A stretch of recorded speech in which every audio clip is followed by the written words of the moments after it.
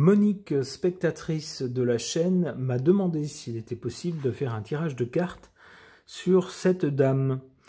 Alors pour le cas où on aurait des spectateurs très jeunes qui ne connaîtraient pas cette actrice française, voici un petit survol biographique pour savoir de qui on parle. On nous dit Simone Signoret est une actrice et écrivaine française née le 25 mars 1921 à Wiesbaden en Allemagne et morte le 30 septembre 1985 à Auteuil-Authouillet dans l'Eure. Alors, on nous précise qu'en 1959, elle a reçu le prix d'interprétation féminine du Festival de Cannes pour son rôle dans le film Les chemins de la Haute-Ville. Pour ce rôle, lors de la 32e cérémonie des Oscars l'année suivante, elle est la deuxième actrice française récompensée par l'Oscar de la meilleure actrice. En 1978, elle reçoit le César de la meilleure actrice pour son rôle dans le film La vie devant soi, d'après le roman du même nom de Romain Gary.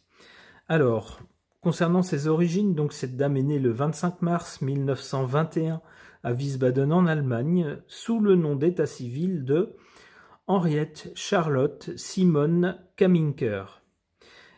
Elle est la fille aînée d'André Kaminker, un Français d'origine juive polonaise, alors fonctionnaire civil, juriste, en poste avec les troupes d'occupation française en Rhénanie. C'était le temps de l'après-Première Guerre mondiale et la France occupait une partie du territoire allemand. En tant qu'agent de restitution industrielle et futur traducteur et interprète de conférences. Et elle est également, cette dame était également donc la fille de Georgette Signoret, une Française dont le père est artiste peintre d'origine marseillaise. On nous dit qu'elle a eu deux frères, Alain et Jean-Pierre. On nous dit que la famille Kaminker s'est installée à Paris en 1923. Dans l'entre-deux-guerres, son père a été journaliste à la station de radio Le Poste parisien. En 1934, il a effectué pour la radio française une traduction simultanée d'un discours d'Adolphe H. Vous voyez de qui il s'agit, mais son nom risquerait d'éveiller la censure sur YouTube, prononcé à Nuremberg. Simone Kaminker, donc cette actrice, a fait des études secondaires classiques. Au lycée, elle est condisciple et amie de Corinne Lucher, qui arrête ses études dès la classe de 3e et entame une carrière cinématographique. Au début de la Seconde Guerre mondiale, Madame Kaminker et ses enfants se réfugient en Bretagne. En 1939 et 1940, Simone est élève au lycée de Vannes, où de janvier à juin 1940, elle aura pour professeur d'histoire Lucie Aubrac. Occupation et après-guerre. Ensuite, on nous dit que le père de cette dame a rejoint la France libre à Londres. Il est devenu speaker sur Radio Brazzaville. De retour à Paris, Simone Kaminker a dû travailler pour aider sa mère. En septembre 1940, elle est engagée pour 1400 francs par mois. Alors, il faut diviser par 6,5 pour avoir le montant en euros d'aujourd'hui, comme assistante de la secrétaire personnelle de Jean Lucher, le père de son ami, un partisan sans réserve de la collaboration. Directeur du journal Les Nouveaux Temps. Au printemps 1941, elle quitte Les Nouveaux Temps, décidée à faire du cinéma. Du fait de sa condition de demi-juive et sans la carte du COIC que délivrait la propaganda Staffel, elle commence avec l'aide de Corinne Lucher, son amie, par faire de la figuration au cinéma, notamment dans Prince Charmant et Boléro de Jean Boyer, mais également Les Visiteurs du Soir de Marcel Carnet, ainsi que Adieu Léonard de Pierre Prévert. Elle choisit alors un nom de scène en substituant à son nom patronymique, c'est-à-dire Kaminker, le nom de sa mère, Signoret, et en enlevant un des deux N de son prénom, ce qui a donc donné Simone, avec un seul N, Signoret. En 1943, elle rencontre le réalisateur Yves Allégret. Le 16 avril 1946, naît de leur union donc leur fille Catherine Allégret. Ils se marient à Paris le 27 juillet 1948. En août 1949, elle a un coup de foudre et elle quitte son mari pour un jeune chanteur découvert par Édith Piaf, Yves Montand. Elle l'a rencontré à Saint-Paul-de-Vence et elle l'épouse le 22 décembre 1951. La carrière de comédienne de Simone Signoret est lancée en 1946 par le film Macadam, pour lequel elle obtient le prix Suzanne Bianchetti de la Révélation en 1947. On nous dit que Allégret a offert à Simone Signoret ses premiers rôles importants, notamment dans Dédé d'Anvers en 1948 et Manège en 1950. Dans les années 50, c'est avec d'autres réalisateurs que Simone Signoret accédera au rang de vedette, notamment dans Casque d'or de Jacques Becker en 1952, Thérèse Raquin de Marcel Carné en 1953 et Les Diaboliques d'Henri-Georges Clouzot en 1955. On nous dit qu'en 1954, Simone Signoret et Yves Montand achètent une propriété à Auteuil-en-Touillé, en Normandie. Cette demeure va devenir un haut lieu pour des rencontres artistiques et intellectuelles amicales. Jean-Paul Sartre, Simone de Beauvoir, Serge Reggiani, Pierre Brasseur, Louis Buñuel, Georges Semprin y séjournent régulièrement. Le couple affirme des idées de gauche et est bientôt catalogué comme compagnon de route du Parti communiste.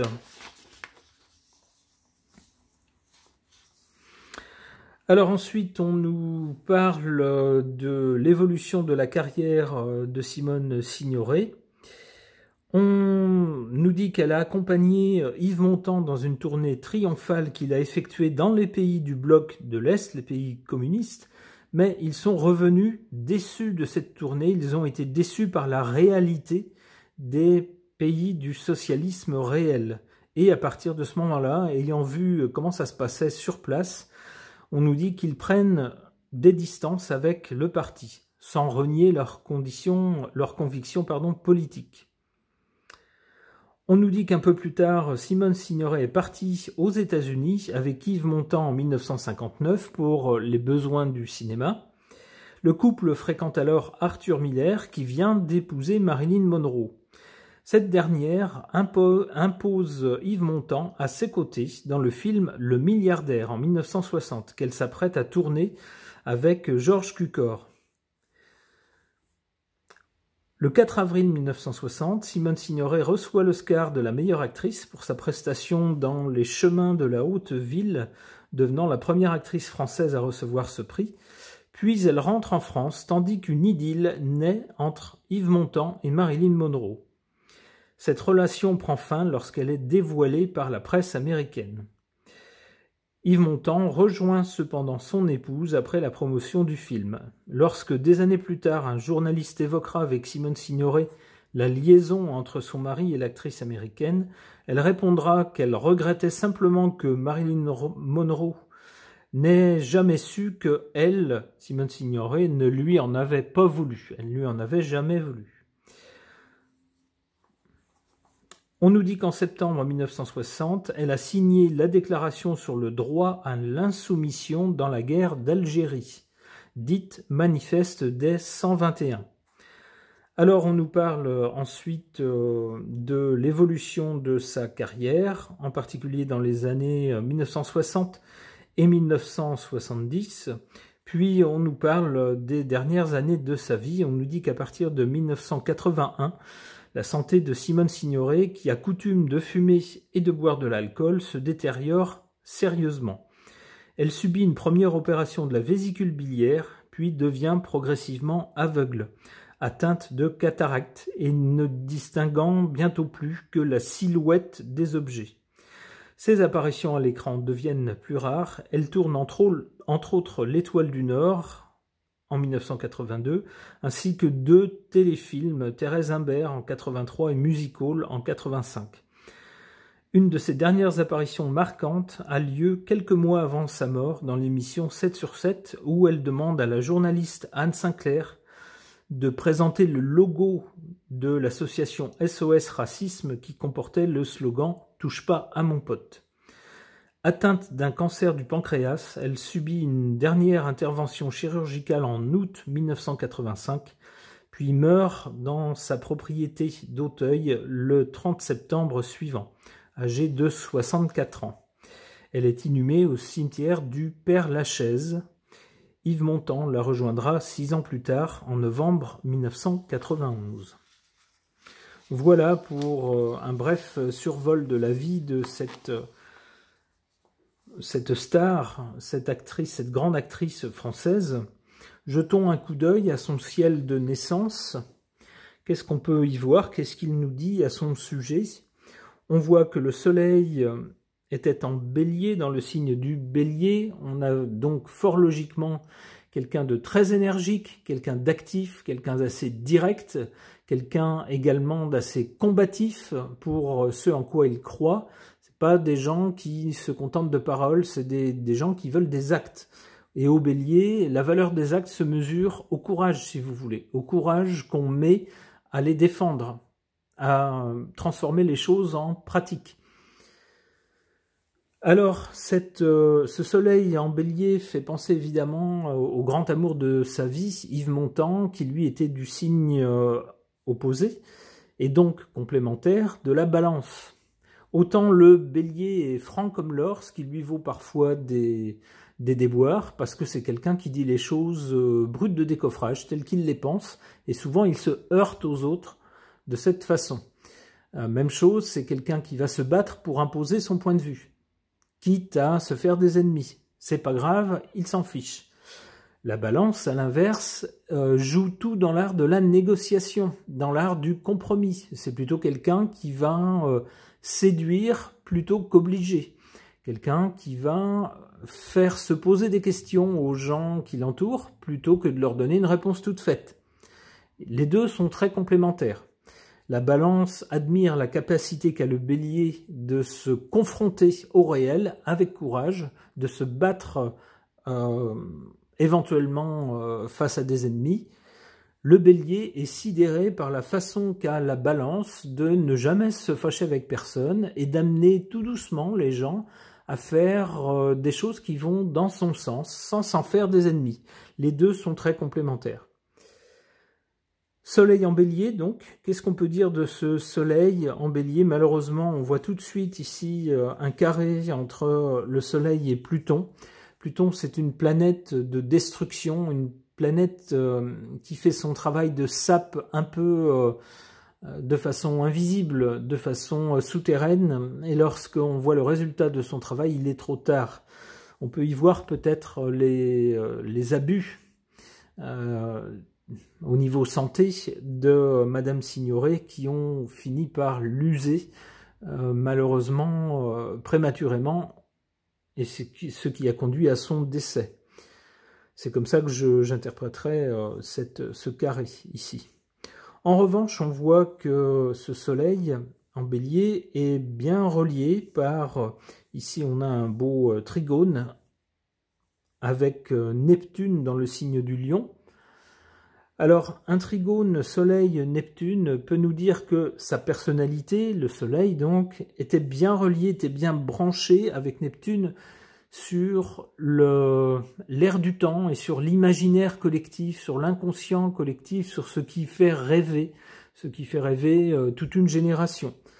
Et avec Neptune en Lion, c'était des rêves de beauté, de grande beauté, de personnes fortes, de personnes ayant de fortes qualités morales, mais aussi quelqu'un qui physiquement en imposait. Qu'est-ce qu'on voit d'autre avec ce thème de naissance? On voit ici, c'est aussi une des premières choses qu'on voit, la lune qui peut représenter le peuple, une foule, et donc dans certains cas une clientèle par exemple, qui est l'astre le plus proche du milieu du ciel. Le milieu du ciel, c'est l'endroit vers lequel on va dans la vie. l'évolution, alors l'évolution dans la vie, je ne devrais pas dire ça, l'évolution c'est plutôt l'axe des nœuds lunaires, mais le point vers lequel on va dans la vie, par opposition au descendant qui est le point d'où l'on vient. Ici c'est celui vers lequel on va, le métier vers lequel on va, ou son destin si vous voulez. Eh bien la planète la plus proche de ce milieu du ciel, c'est la Lune, qui peut représenter un public. On aurait donc quelqu'un qui, assez logiquement, avait un métier ou un destin en rapport avec un public.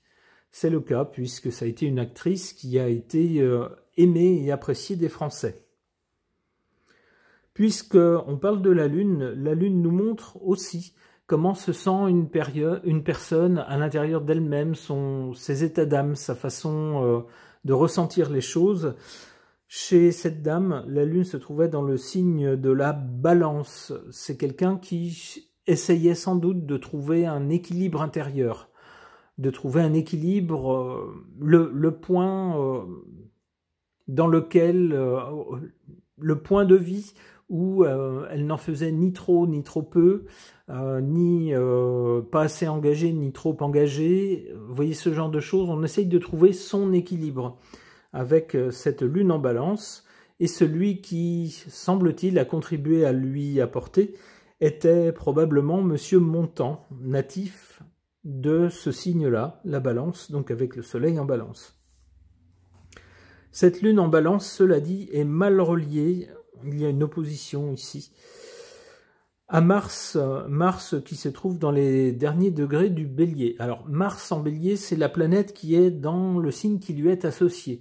La planète de combat, d'affirmation de soi, de courage, y compris courage physique, se trouvant dans le signe qui représente ces valeurs-là. Autant dire que la planète est très très forte. C'est quelqu'un qui devait être très combatif et ne devait pas mâcher ses mots. Et quelqu'un qui ne devait pas reculer devant un engagement, quel qu'il soit. Eh bien ici, en revanche, cette planète Mars est mal reliée à cette sensibilité, la Lune. C'est quelqu'un qui peut-être, alors pas peut-être, ça me vient maintenant en repensant à sa biographie, la planète Mars indique qu'on peut lutter pour un groupe de gens avec la Lune, mais qu'à un moment donné, cette lutte soit est fausse, soit est malmenée, soit est dévoyée, soit tourne court.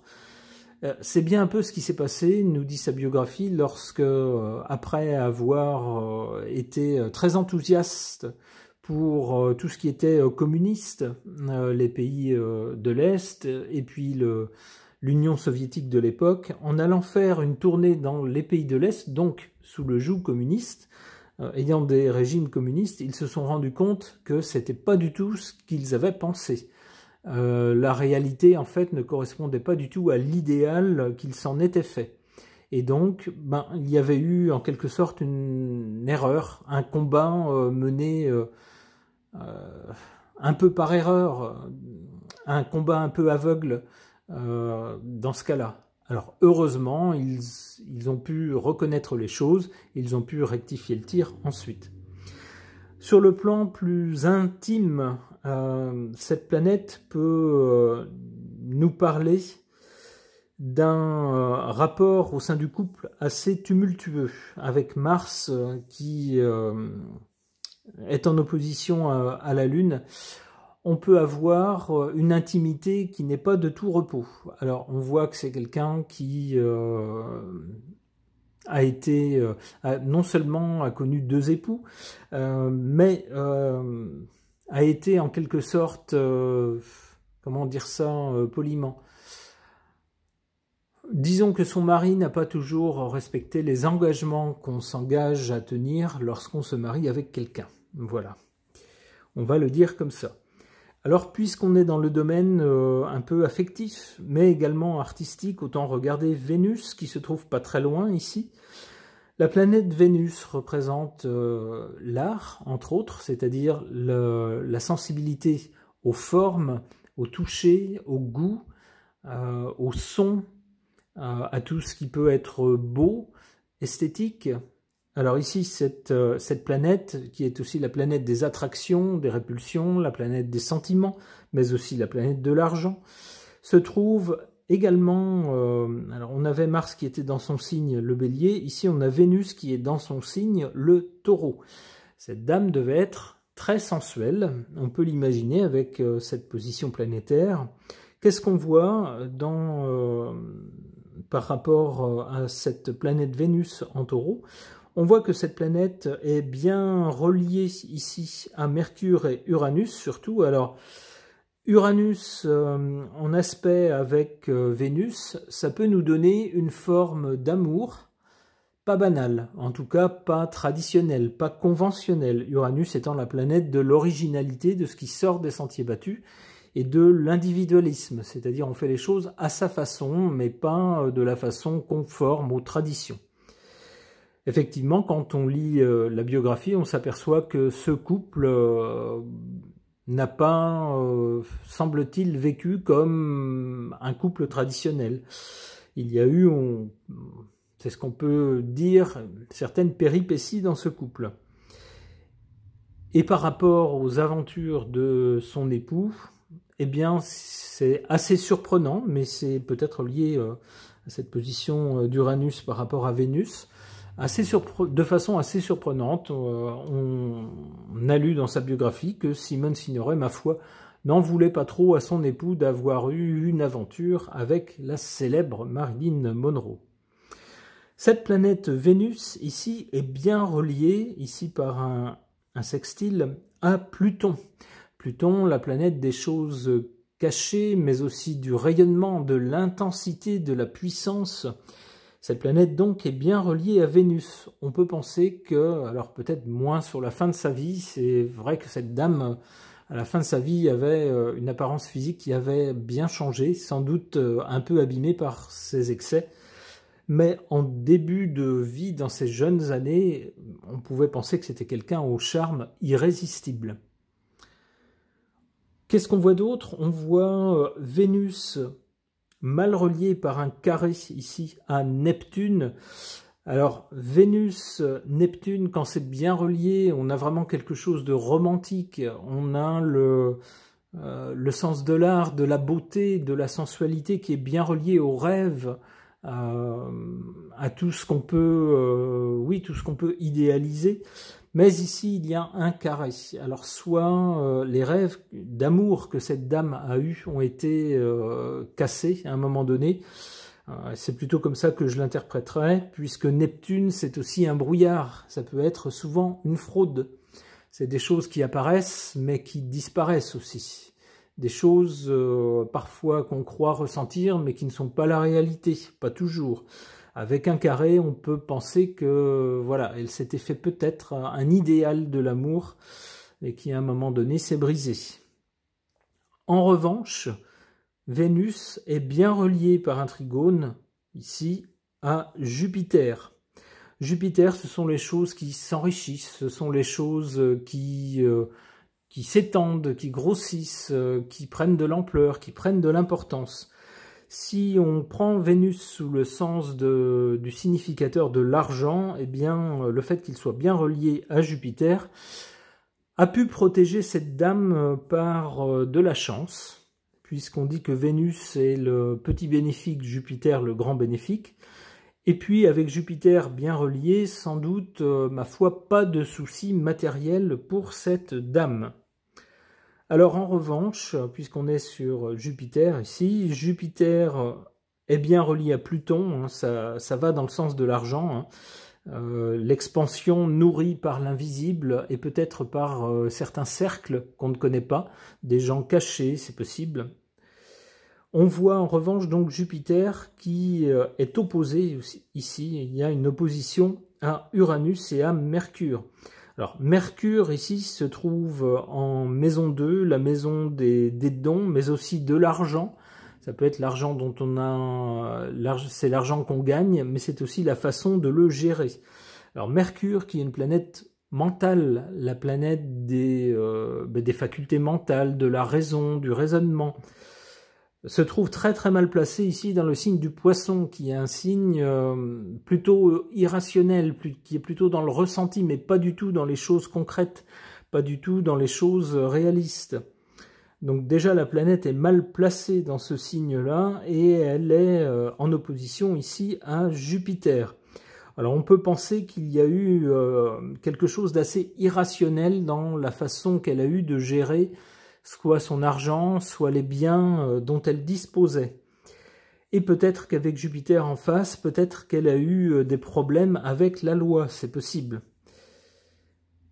Qu'est-ce qu'on voit d'autre? On voit à l'ascendant de cette dame un ascendant dans les premiers degrés du Capricorne.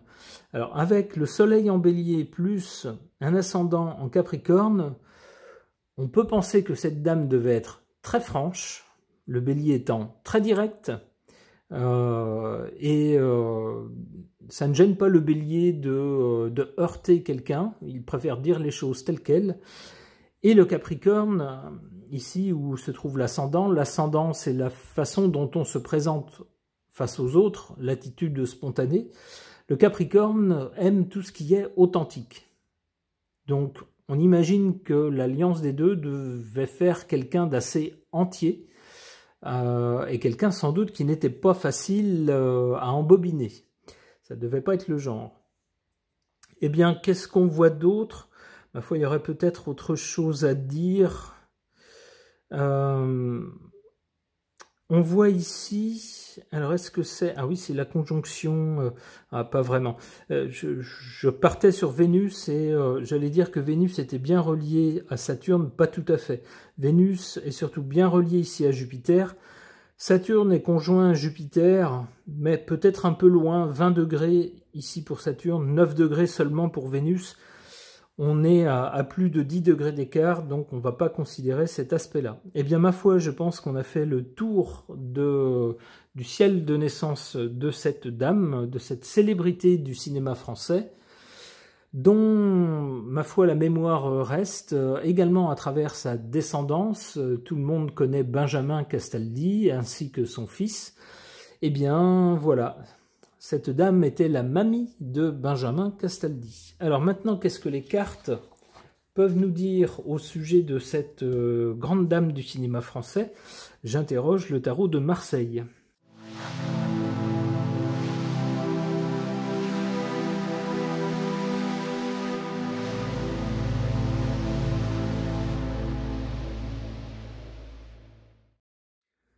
Alors qu'est-ce qu'on voit avec cette série de cartes? On voit d'abord, plutôt en début de vie, le battleur. Avec le battleur, alors ça correspondrait bien au signe du bélier, c'est-à-dire qu'avec le battleur, on n'a pas de recul, on n'a pas d'expérience, mais on est plein d'énergie, plein d'enthousiasme, on est prêt à toucher à tout, on est prêt à se lancer dans des tas de choses, on est plein de force, plein d'énergie. On a ensuite cette carte de la roue de fortune. Une fortune, alors la fortune c'était la chance autrefois. Donc on a un changement dans la vie de cette dame. On a vu dans sa biographie qu'au début elle a commencé comme figurante dans des films. Donc c'était pas quelqu'un dont le destin de vedette était évident dès le départ. Eh bien, il y a eu un changement. Il y a eu un changement à partir du moment où elle a décidé de prendre un nom de scène et puis que la guerre s'est terminée et qu'elle a été choisie dans certains rôles. Également un changement dû sans doute à sa liaison avec un réalisateur en vue. Évidemment, ça aide dans ces cas-là. Alors, je n'irai pas jusqu'à suggérer qu'elle a eu une liaison avec cet homme dans le but de développer sa carrière. Je pense plutôt que les deux, que ça s'est fait parallèlement, si vous voulez, que c'est quelqu'un qui souhaitait vraiment être actrice. Et puis, ma foi, elle a trouvé dans ce milieu-là quelqu'un avec lequel elle s'est entendue. Mais ces changements-là ont propulsé sa carrière. Alors, on voit également ensuite, avec le mat, des comportements pas toujours très recommandables. Alors, que ce soit au sujet de ses engagements, avec le battleur, on a aussi au début des engagements un peu naïfs. des choses qui se font parfois sans réfléchir, sur un coup de cœur. En fait, on est touché par une situation et puis on réagit un peu avec les tripes et on s'aperçoit plus tard que finalement il aurait fallu réfléchir un petit peu avant de se lancer. Avec le MAD, justement, on ne réfléchit pas. On se lance et on suit les élans qu'on a, les élans instinctifs qu'on a. Alors ça a été vrai pour cette dame de son engagement politique. Une fois qu'elle est allée voir comment ça se passait sur le terrain, elle a fortement nuancé, alors elle et son époux ont fortement nuancé leur engagement en faveur du communisme. Ils se sont dit, bon, c'est pas du tout ce qu'on pensait, c'est beaucoup moins bien que ce qu'on pensait finalement. Mais également, lorsque mariée, elle a eu un coup de cœur pour ce jeune acteur, Yves Montand, et qu'elle a commencé une histoire avec lui qui allait devenir la grande histoire de sa vie. Mais on voit un comportement assez instinctif, assez erratique parfois.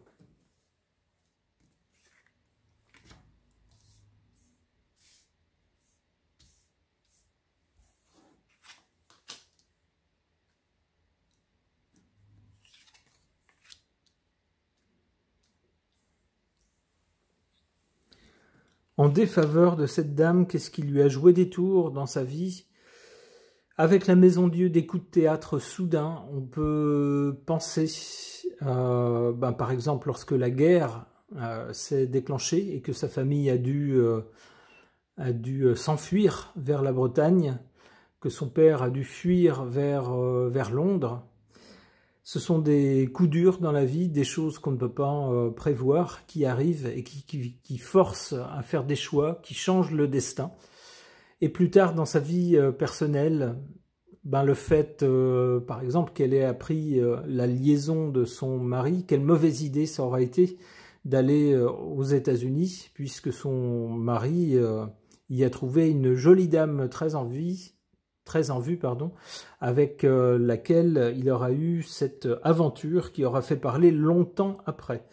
Un sacré coup de théâtre. On peut dire que ça ne lui a certainement pas fait plaisir, même si elle a dit ne pas en vouloir à Marilyn. C'est jamais le genre de choses qui fait plaisir. Mais ce qui l'a aidé dans sa vie, avec le pendu ici, c'est de laisser faire. Là, par exemple, dans ce coup dur au niveau sentimental, de voir l'homme qu'elle aimait avoir une liaison avec une autre, finalement, elle a laissé couler, en se disant probablement c'est qu'une passade, et puis de toute façon, qu'est-ce que je peux y faire? Elle a laissé faire, et finalement, il est revenu. Et puis l'histoire avec cette dame s'est terminée, mais la grande histoire avec Simone Signoret, elle, s'est continuée. Donc finalement, elle a bien fait.